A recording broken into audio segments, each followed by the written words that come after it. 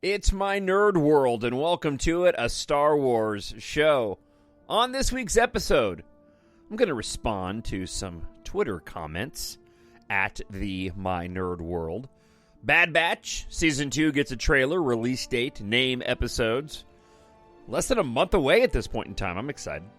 New parts of the galaxy to be explored in new shows. There's some rumors floating around as it relates to Skeleton Crew, Ahsoka, and where the galaxy far, far away might be heading to a whole new galaxy that we've never visited before. Plus, we have your listener feedback. Thank you so much for checking out this week's episode. Let's get to it.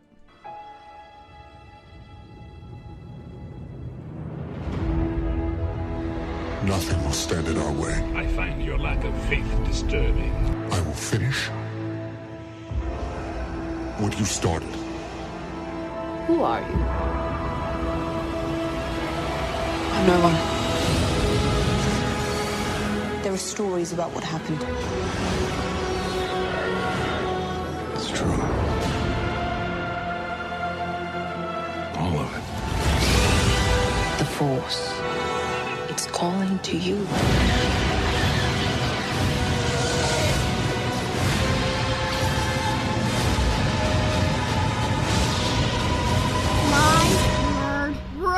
Just let it in. It is My Nerd World, the Star Wars show. I am your host, Jon Justice, and I'm glad you're with another episode. As always, I hope you'll check out the website, mynerdworld.net. And if you, a friend or a family member, like to read, I hope you'll check out my science fiction space opera series, EMBARK. 7 books in the series as a whole, completes the entire story, including the opening trilogy, Book 4, Gahan, Corbijn, and the Asteroid of Misfortune, which serves as a spin-off single story, but is a link to the second trilogy in books 5, 6, and 7. Ebook, paperback, hardcover, and audiobook. The audiobook for Battle Planet Book 7 is just about completed. Should have that done in the next few weeks and posted up at Audible. But I hope you'll go in and check out my series. I'll have more details at the end of the show. Still time to purchase an ebook or audio, paper, hardcover for a friend or family member before Christmas rolls around. So head on over to Amazon.com and search for EMBARK, Jon, Jon Justice, and you can check those out. And again, I'll have more details at the end of the show. You can also follow me on social media. So I'm on TikTok, the Jon Justice, on Instagram, the Jon Justice. You can also find me at Jon, Jon Justice, and at the My Nerd World on Twitter. Got several different accounts. Oh, there's also an EMBARK's book, at EMBARK Books on Twitter as well. They all serve different purposes. I got a couple of Twitter posts that I wanted to share with you as we kick off the show this week. As I mentioned at the beginning of the show, we have several things to dive into. We did get a new trailer for the sequel to Jedi Fallen Order, which the video game. So Jedi Fallen Order Survivor will be coming out sometime next year. We got a trailer for that. Also, we did get a Bad Batch 2 trailer. We'll dive into that and the details that I laid out before of what may be coming up in some of the new Star Wars Disney Plus series and what might even happen in the movies as well. I think we may be actually seeing our first inklings of where the theatrical films could be heading in terms of where the stories will be placed. Before we get to that, though, I want to get to a couple of items. First off, a friend of the show, Rick, Rosemount Rick, he had shared with me a thread on Twitter by a ghostwriter who goes by the name of Joshua Lisek. I won't get into all of this. Rick had asked me, I've never heard of this before, I'd like your opinion. What this thread is about is in the first post by Joshua. And he writes, Rey, Galadriel, Captain Marvel, and Bo Peep. And this would be Galadriel from the recent Rings of Power series on Amazon. Rey, Galadriel, Captain Marvel, and Bo Peep. Why are modern female heroes so unlikable, and what does this mean for us professional writers? It all starts with Mary Sue. Now, I'm not going to go through this thread. What I often find when it comes to posts like this is individuals will go and grab on to certain particular story narratives, ignore parts of those stories or elements of those stories in order to go and land on their desired conclusion. I won't speak to any of the others other than Rey, since we're talking about Star Wars, and I happen to be a fan of Rey. Keeping with the idea that, again, this is all subjective, I never saw Rey as a Mary Sue. And typically, when individuals criticize the character of Rey as being a Mary Sue, it usually starts off with what happens at the end of The Force Awakens. I'll read to you one of the posts in a very lengthy thread where this particular individual attempts to make the argument as it relates to all those characters of how they are Mary Sues, why it ruins their stories, makes them all unlikable, and how writers should do better than what they did.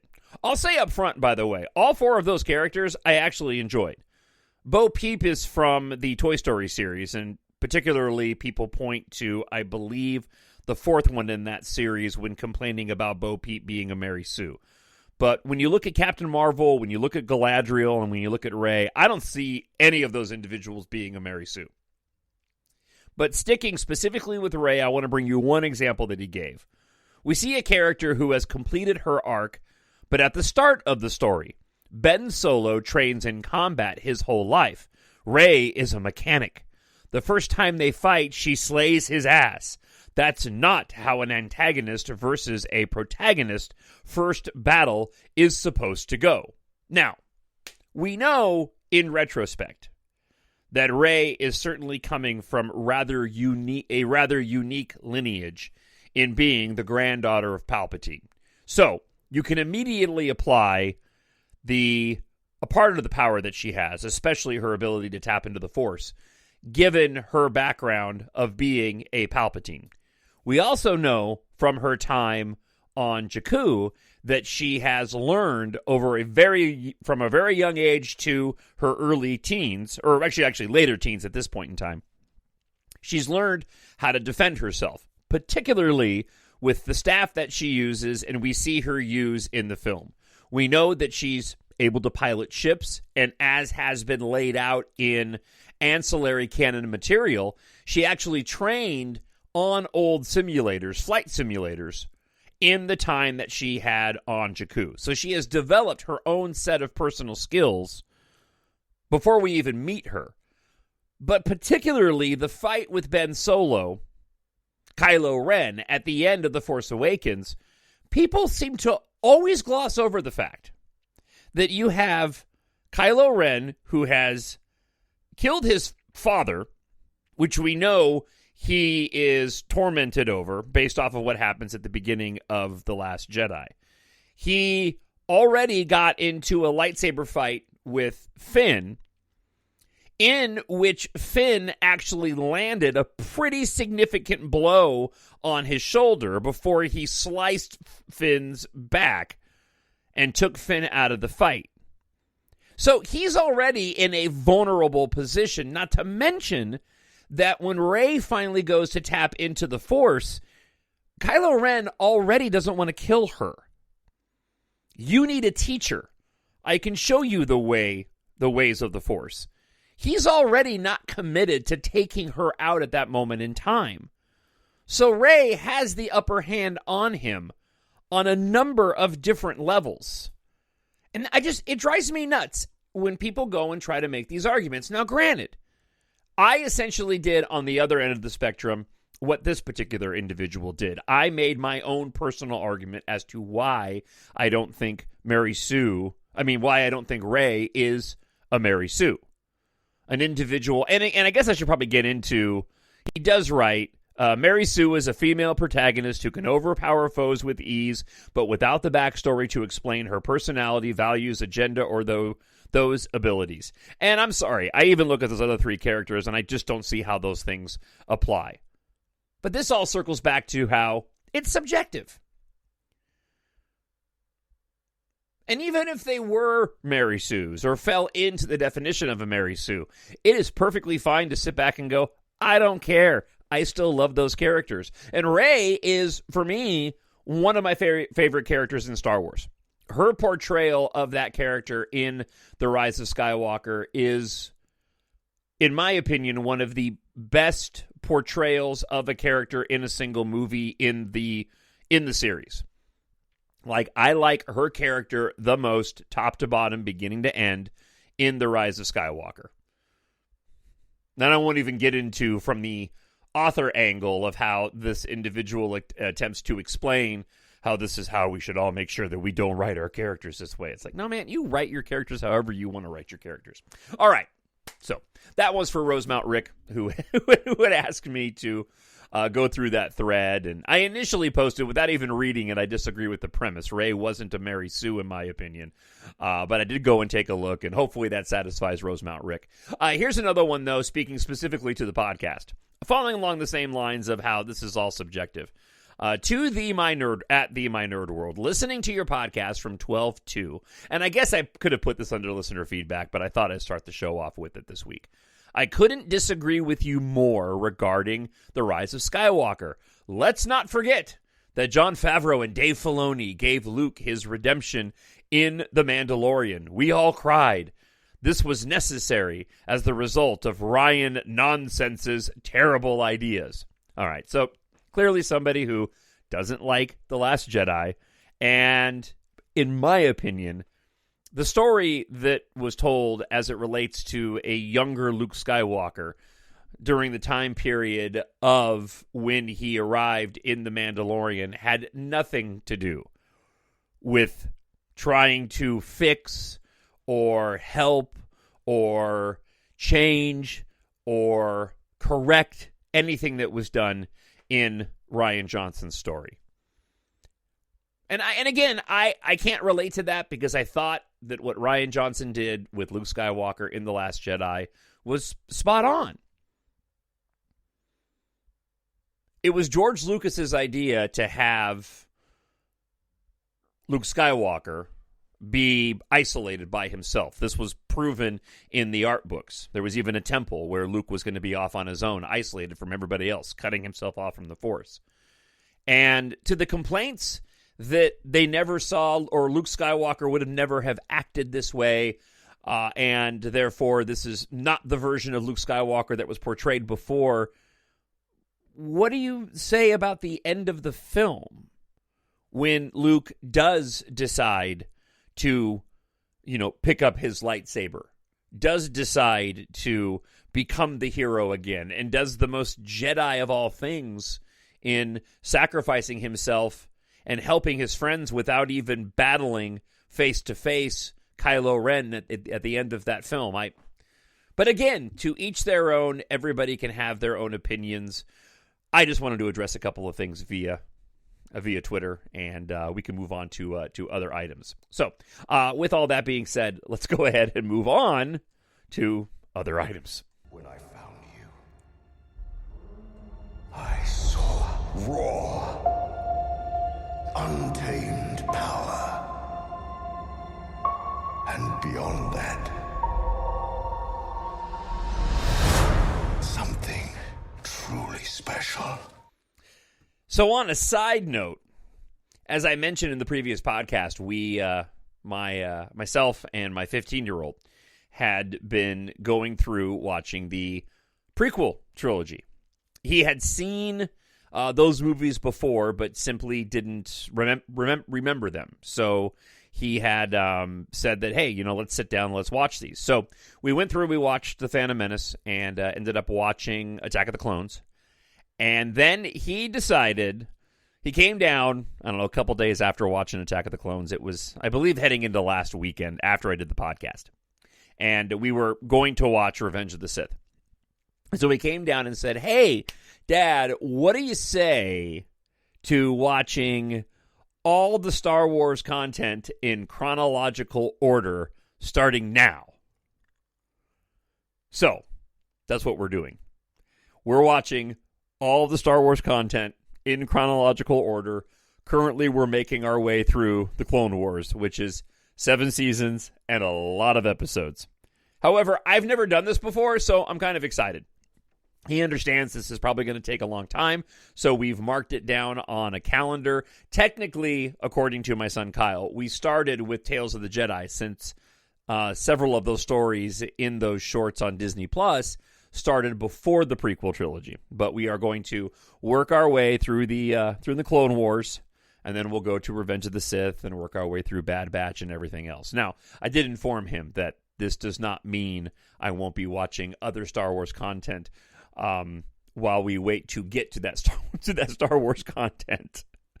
Just because I like to bounce around, and I've got Rogue One and The Rise of Skywalker sitting in my Blu-ray wallet upstairs to watch, especially with vacation just around the corner. So that's what we're currently doing, working our way through in chronological order. Because if you don't know this or not, the Clone Wars, as they are numbered on Disney Plus, are not in chronological order. You can actually go to StarWars.com and they will give you the list of what order to watch all the episodes. And that really is fun, by the way. I don't know why they made the decision to jump around the way that they did, especially within those first 2 seasons. But watching them in chronological order, you watch like 2 episodes, and then you actually watch the movie that came out. And then you go back and you bounce between season 1 and 3, I think. And then you go on a run of a bunch of episodes in season 1. So I don't know how many episodes we're into it now. We've been watching every day when he gets home from high school, at least 2 episodes. So we're already deep into season 1 after bouncing around from a few of those seasons because we wanted to watch them in chronological order. So I will certainly keep you posted as to how long that actually takes as we continue with the podcast into the new year. All right, speaking of the new year, the first Star Wars show that we'll be getting on Disney Plus into the new year will be Season 2 of The Bad Batch. They did drop the Bad Batch 2 trailer for Season 2, and this would be the second trailer. We did get a teaser trailer several months back. So this is more of the full sort of Season 2 Bad Batch trailer. Looks great. I loved the Bad Batch. Omega, in my opinion, is one of the best newer characters that they've created again. I like her almost as much as I like Ahsoka, and I'm really hoping that at some point in time we end up getting a live-action version of Omega. She appears to be older, pre-teens, maybe middle teens in Season 2 based off of the trailer. But we also got a list of the episodes and air dates. And without going through the name of every single episode, what is rather interesting is that the season will begin on January 4th, at which time we will get 2 episodes back-to-back. And then we'll get 4 weeks of single episodes, 5 weeks of single episodes.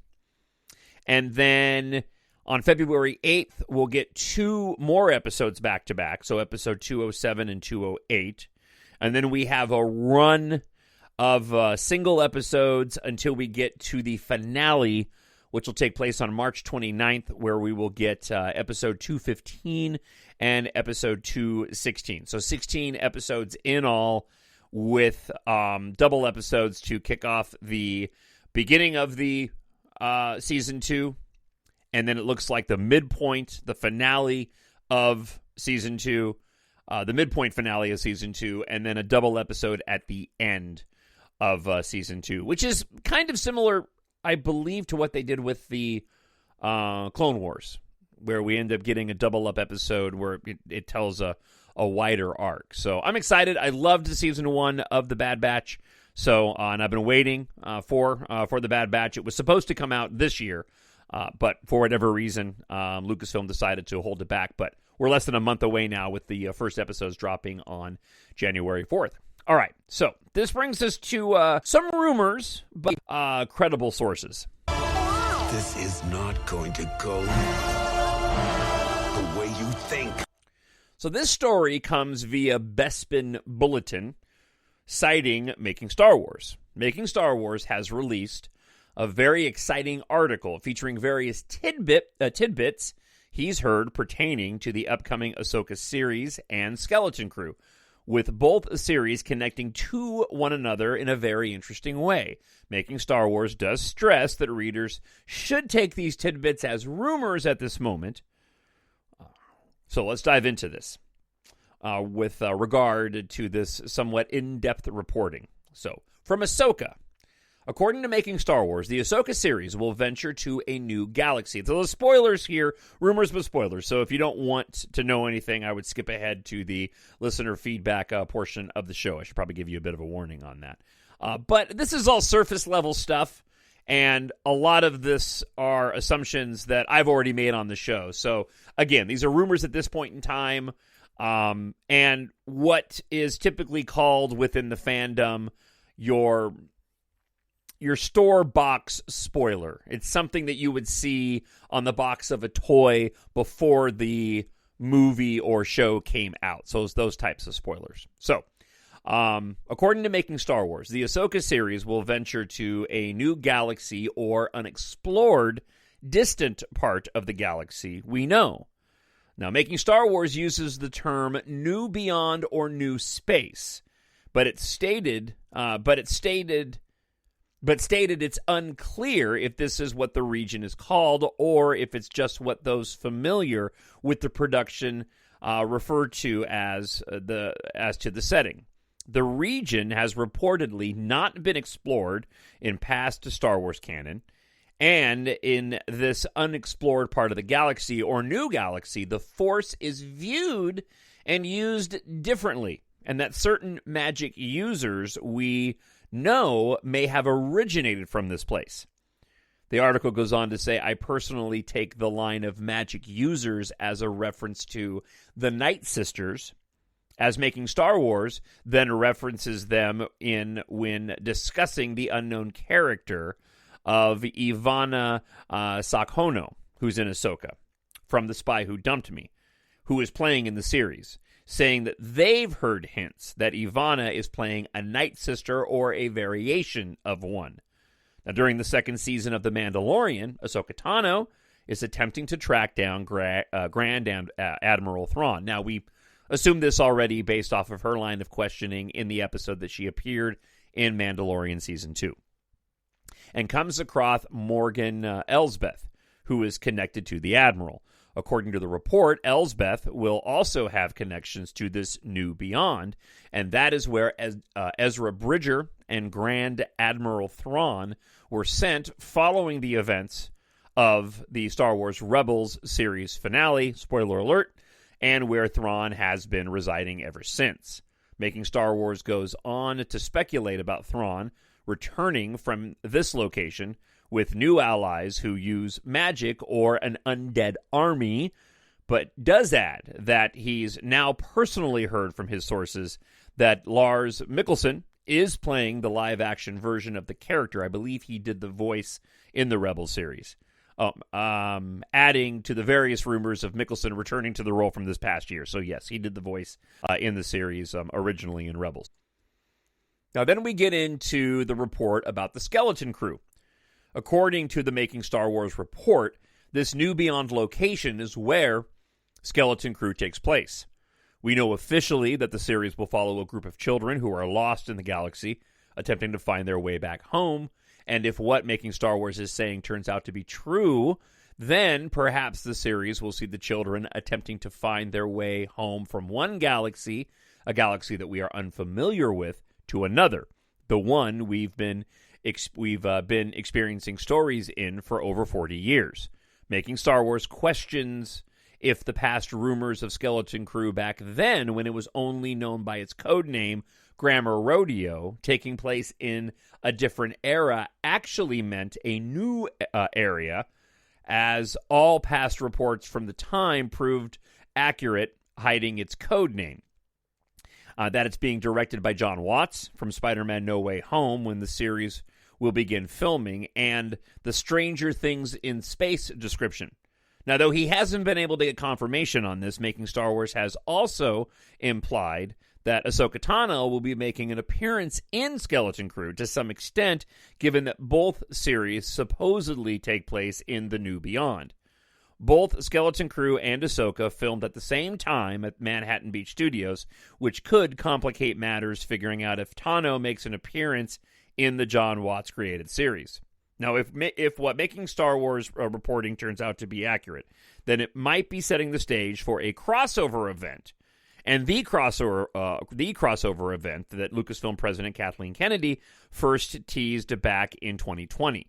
Thrawn residing in the New Beyond, waiting for his time to emerge from the shadows and strike the galaxy with a new army.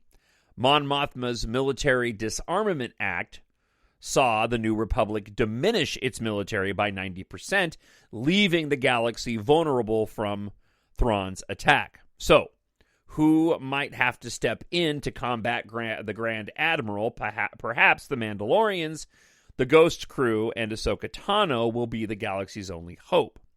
Now, this is interesting, too, because if you may or may not remember, but back when Rian Johnson's film was first discussed, the trilogy that he would potentially be making, this was one of the talking points about that trilogy, that it would be in, I believe, the timeline, or at least relative to the timeline of the sequel trilogy, but that it would take place in a part of the galaxy that's never been explored before. We also do have some publications, and I'm not very familiar with them. I'm recalling the first reporting on this, but we do have some publications where they talked about wild space. We have the Unknown Regions, of course. That takes place when I go and play my Starfighter Assault game in Star Wars Battlefront 2.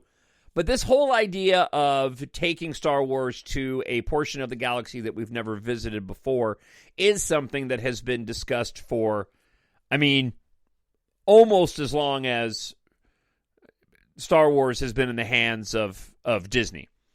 At least around since the time of The Last Jedi. So my guess is, moving forward in the storytelling, that this is going to be one of the next phases, apart from the material that we've been getting and the stories that we'll be getting pre the prequel trilogy era, specifically the High Republic and the show The Acolyte, which had a whole bunch of leaked photos that dropped this week. Nothing really worth talking about on the show. There was some low-resolution set photos that some people took while the filming of The Acolyte begins. Shows a Zabrak character, female Zabrak character. You get a quick glimpse of Amandla Steinfeld, who plays the lead character in the show. Some other individuals who look to be in Jedi robes, but other than that, nothing story-wise or detail-wise. So, back to this reporting here. This may be where Disney is planning on, and Lucasfilm is planning on taking the storytelling. And I'm thinking specifically about whatever the next theatrical release is going to be, and if it ends up being the Damon Lindelof story that we've talked about on the past few episodes, that is supposed to take place after The Rise of Skywalker. You could do that in the timeline and go and set it in that other part of the galaxy and open up a whole new set of storytelling. Now, how you would potentially factor in some of those legacy doing that thing with my characters, meaning Rey, Finn, or Poe, remains to be seen. I still kind of get the feeling that more than likely, if they are going to be doing a movie post The Rise of Skywalker, that it'll still be in the galaxy that we've spent the most time in all this time, and not potentially one that we're not familiar with, simply because there's been, or there will have been, so much time between The Rise of Skywalker and the release of this new film. I imagine those characters from the sequel trilogy will make an appearance in this new movie for those fans who first became familiar with the franchise, that have grown up over the course of the 5-6 years. And it'll be more than that by the time from The Force Awakens to whenever this new film comes out. You'll be closer to 10 years. For those kids that were 10, 11, 12 at the time when The Force Awakens came out, they'll be jazzed to see those characters back on the big screen in a new film placed after The Rise of Skywalker. As always, what do you think? TalkShowNerd at gmail.com. Would love to hear from you. You can also leave a comment on YouTube if you happen to be listening there. And I believe that we may even have an email this week that speaks directly to what I was talking about with listener feedback. So let's go ahead and dive into it. I need someone to show me my place in all this. So I paused the show. I could have swore, and I can't find it now, which is really odd because I like to believe I keep good track of the listener feedback. But I could have swore that I received a message from somebody talking about how they had their Star Wars was the sequel trilogy. And now I can't find it. So if you sent me that message somewhere, please send it again because I wanted to read it on the show. But I remember reading a message from somebody saying that, yes, I'm one of those individuals who was introduced to Star Wars via the sequel trilogy, and I love the sequel trilogy. So, all right. But let's get into the listener feedback that I do have in front of me. First off, I have a YouTube comment from If You're Happy and You Know It. This is in response to the lengthy sort of expose, doing that thing with my fingers, that I did about Kylo Ren and Rey earlier this year. And they write this: loved your analysis, John. As of 2 weeks ago, I was not a Star Wars fan until I finally saw the sequel trilogy. That's the email.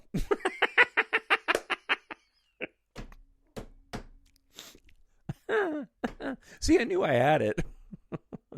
Like you, the sequel trilogy is my favorite, and I agree that Reylo is the greatest love story Star Wars ever told.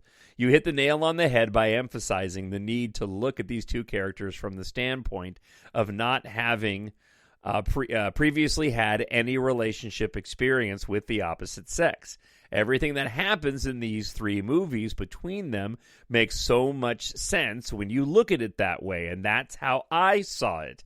I thought it was interesting in The Last Jedi, before the hand-touching scene, each time Kylo Ren and Rey had a force bond, it was Kylo Ren who would turn his body around to face Rey. I'm thinking Rian Johnson did this on purpose. Kylo Ren was the one who turns.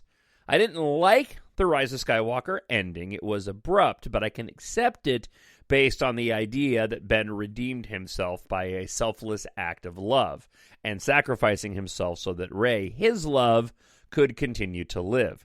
I would have preferred the two of them together as a dyad in the Force, defeating Emperor Palpatine. I thought the dyad would make them unstoppable together. That's where the logic sort of doesn't make sense to me.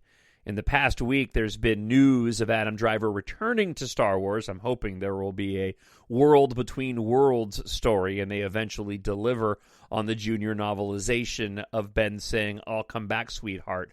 I promise." So, thank you very much if you're happy and you know it. I'm glad you found that podcast. I hope you listen to the rest of the podcast. And that was the email that I was referring to.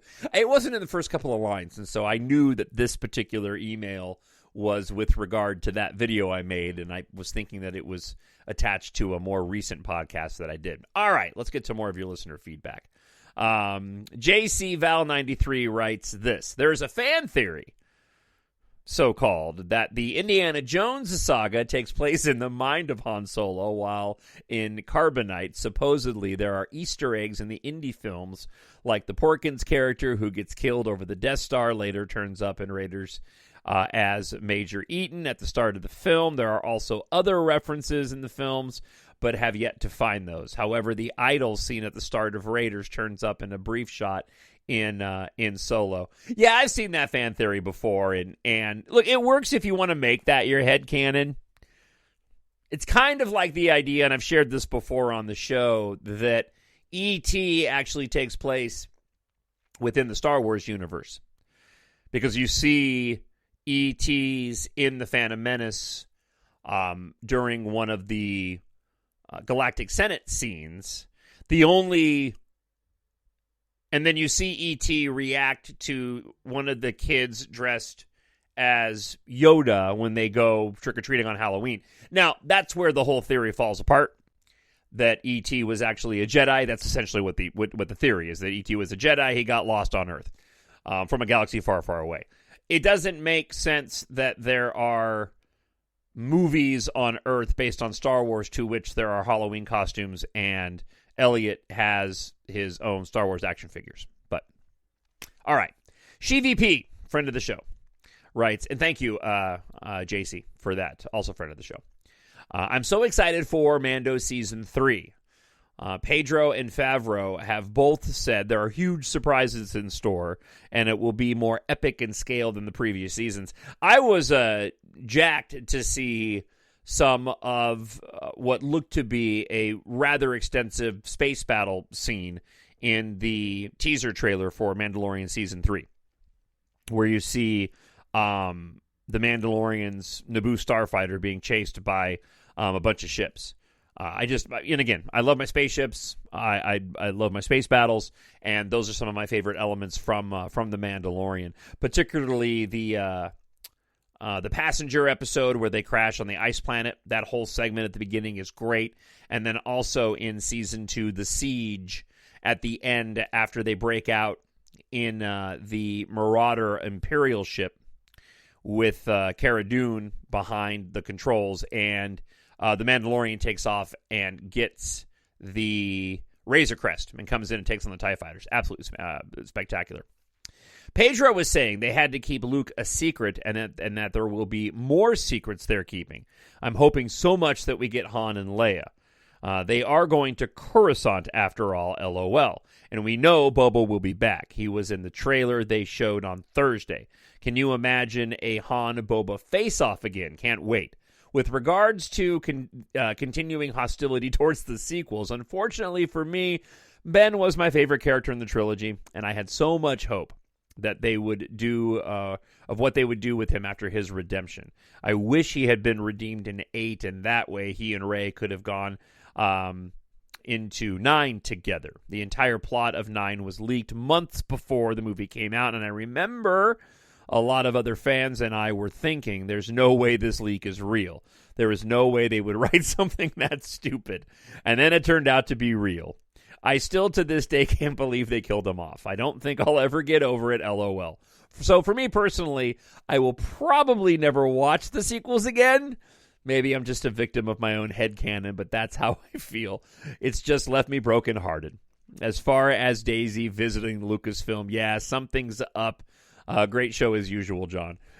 You know what's funny? I actually, I lost a lot of downloaders to the show because of my enjoyment of The Last Skywalker after it came out. So, SheVP, I have to say thank you for sticking with the show, even though we have a difference of opinion. I don't care. Everybody can have their opinion, but I know how fired up people were, fans of Reylo, and I was too. I just the end of The Rise of Skywalker didn't bother me, but yeah, I know that I had a lot bigger audience.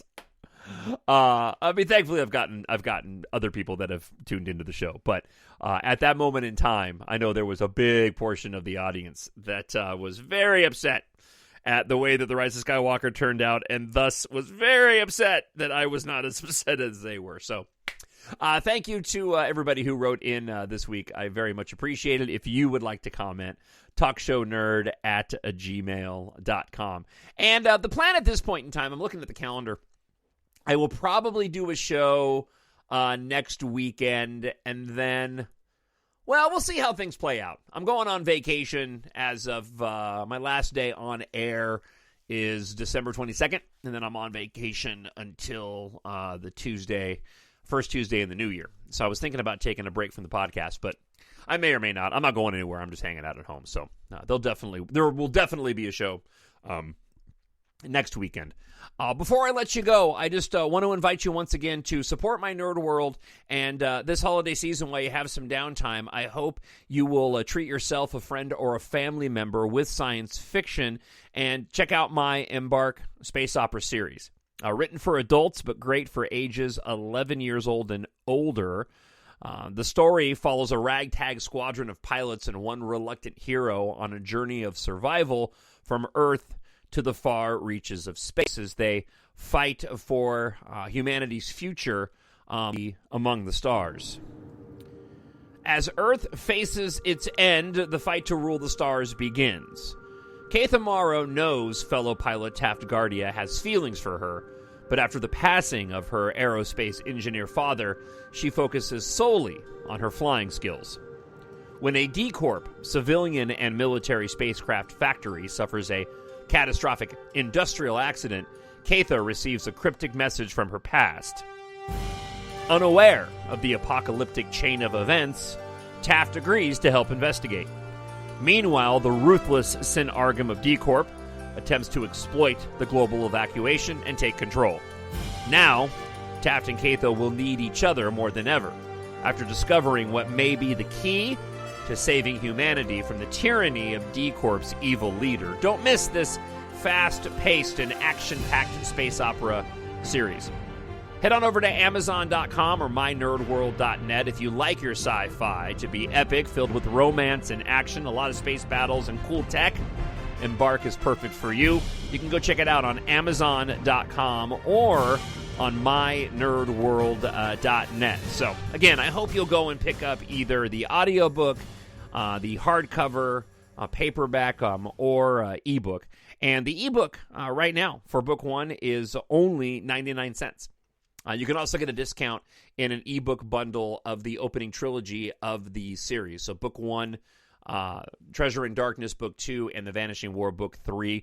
You buy all three of those together, you get a couple bucks off as opposed to buying them all separately. So head on over to Amazon.com, mynerdworld.net. And I always forget to mention this, but if you're on Kindle Unlimited, the entire series is available on Kindle Unlimited for free. So go and put it in your Kindle queue. Is that what they call it? They call it a Kindle queue. All right. That's it for this week. Thank you so much for checking out the show. I hope you have a fantastic day. And wherever you are happy, you are healthy, and you are safe. And I'll talk to you again next week. The Force will be with you, always. My Nerd World.